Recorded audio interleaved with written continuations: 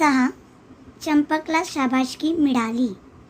चंपक डोंगर गावी राहायचा. गाव सुंदर होते. चंपकला गाव आवडायचे. चंपकचे सुरेश मामा शहरात राहायचे. तो मामांकडे शहरात शिकायला गेला. चंपक शिकून मोठा झाला. चंपकला काम करायला आवडायचे. चंपकने नगरपालिकेची परवानगी मिळवली. मामांनी मदत केली. चंपकने हिराबागेजवळ केळीची गाडी उभी केली. पिवळी धमकोड केळी लोकांना आवडू लागली. एके दिवशी एका मुलाने केळी घेतली.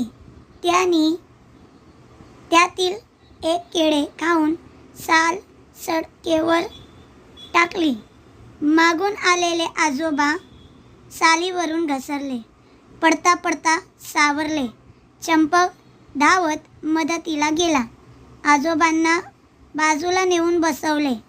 पाणी दिले. चूक मुलाने केली, पण चूक आपलीच समजून चंपकने आजोबांची माफी मागितली.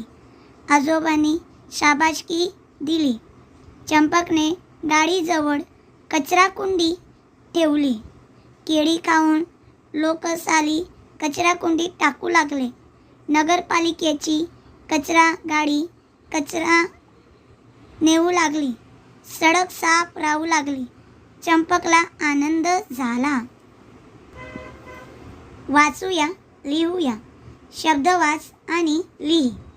आत्या, मस्तक, सल्ला, मॅच, पंत्या, हस्ताक्षर, गल्ला, बॉल, मिरच्या, जास्त, चिल्लर, डॉक्टर.